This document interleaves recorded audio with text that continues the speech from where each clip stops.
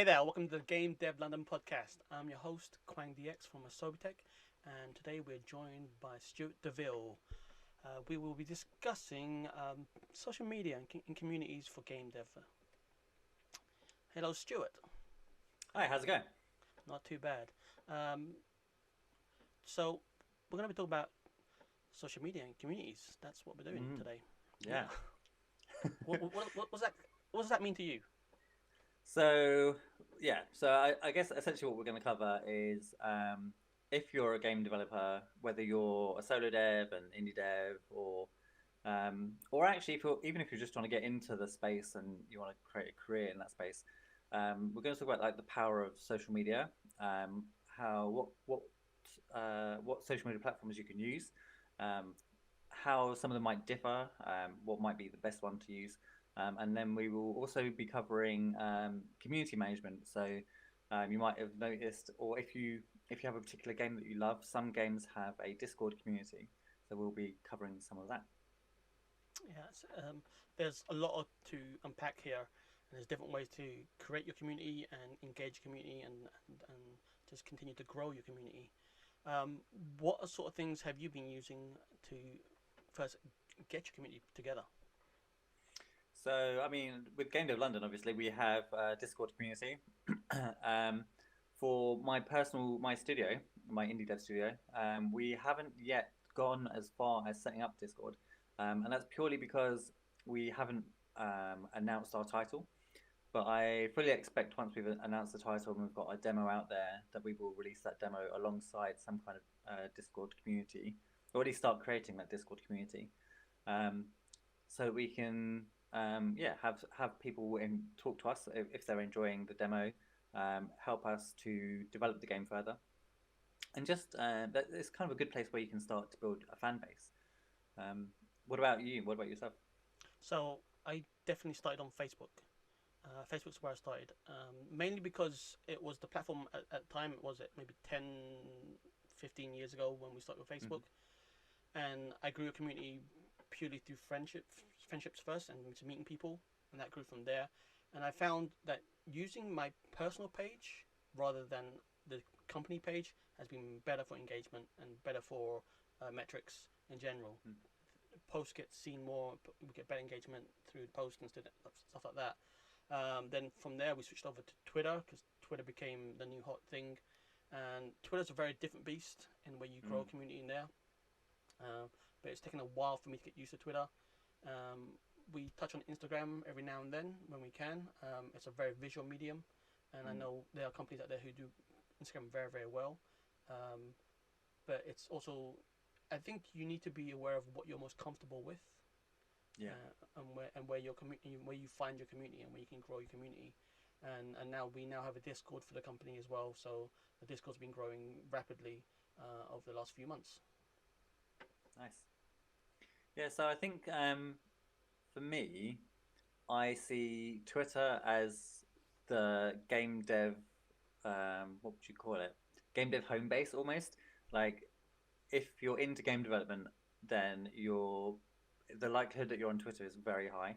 I think that the best time to use Instagram is when you have some way of showing um, either company culture, so like how things are going in the studio, or it is a bit more of a personal feel on like who you are as a game developer, so that people that are interested in your games get to know who you are. Um, and then with Facebook for me is a tricky one because it's always, I think for most people, Facebook is a love hate relationship, right? um, we love being connected on it, but it does seem to be the one place where um, heated debate is just, and I don't know what it is about the platform, but seemingly it does seem that it's the most heated platform. So if people get a bug to bear, that's where they unleash it. Um, but still, it's undeniably very powerful, right? And then obviously we've got things like YouTube if you have YouTube content, um, and there's also, as you and I both know, there's Twitch. Um, so yeah, there's lots of different platforms out there to use, and they all have their own little quirks to them. Yeah. Yeah, I think for me, actually, I think I found Twitter to be the most volatile Oh, really? with responses because people just blurt stuff out on there. Um, but as you're right, I think Yeah. completely right in that the number of game developers I've met through Twitter is way higher than any of the other platforms. Like if I Mm. want to reach out to another game developer, um, Twitter is usually the place for me to find them. Yeah. Facebook I found is much more personal in a way, so maybe that's what you're getting, seeing the vitriol through there because people have it's a more personal sort of connection there, and so Yeah, I guess they because take they're literally supposed to be like your friends, right? Facebook yeah is about connecting friends and family, really. Um, but I mean, there are um, groups on there that do really well. yeah So it's not to be ignored for sure. But yeah, I think I think you can be fairly safe on Twitter as long as you're not um, espousing any particular viewpoint, right? If you're just showing some cool game development, or if you're yeah posing questions about game development, or I think as long as your theme is very heavily tied to game development, you're not yeah going to see too much trouble. If you start getting involved in heated debates about politics, or any of the many states that the world is in, yeah then you might get yeah into sticky water. yeah yeah. I think you're completely right in with Facebook and talking about groups. Uh, I've noticed a heavier shift for Facebook towards groups. Mm, So there'll be groups for everything, like from I don't know, collecting action figures to game development to pretty much any topic you can think of. There will be a Facebook group for it, and mm, that's a great way to connect with people outside of your friend group, your friend circles. And I think you're right in that each of the platforms needs to be curated in a certain different way mm. and needs to be treated as different beasts. I remember like early in the early days, you'd get a program that would happily repost your post to all different platforms all in one go, which sounds great because it sounds like less work, Mm. but it becomes very obvious when the posts are meant for a certain platform and they don't fit on that platform. So you Yeah. need to be um, tailor making each post for each platform. It's more work, but it's definitely worth it. Plus, now especially, each platform has its own algorithm working for the service of that platform. So, for example, on Twitter, if you post something, or actually, if you retweet something, then as far as Twitter's algorithm is concerned, unless it was like a particularly high rated um, tweet in the first place, Twitter doesn't really care about it. But if you take that content from that tweet, providing you can, whether or not you might need to cite, where the information came from, if you're doing, especially if you're sharing content that is someone else's, right? You just put you re-upload the content yourself, so it's a fresh new post, but you would maybe at the original person who created the original post. Um, it depends on what your goal is, obviously, but that, as far as Twitter's algorithm is concerned, that's new content, so that will go higher up in Twitter as opposed to, yeah, just a retweet. Um, Yeah, and I think it's similar across the board. It's similar with things like Facebook.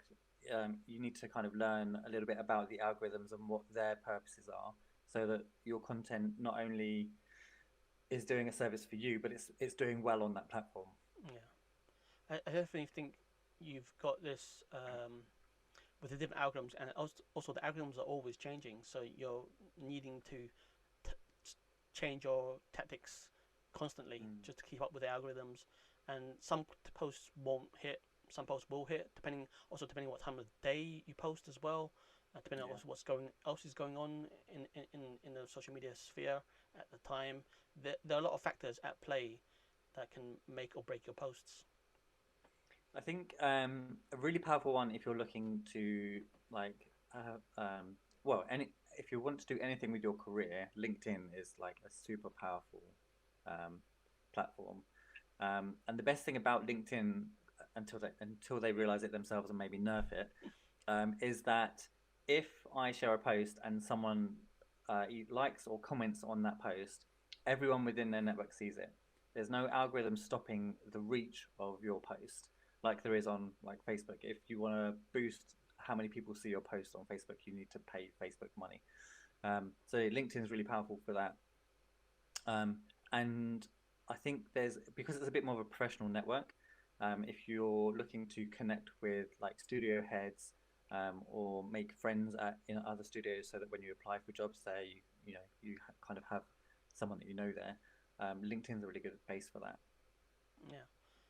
Obviously, now with the pandemic going on, um, we've now got this shift towards online events and Mm. online communities, and I think with this, obviously, social media is more important than ever to get right. Yeah.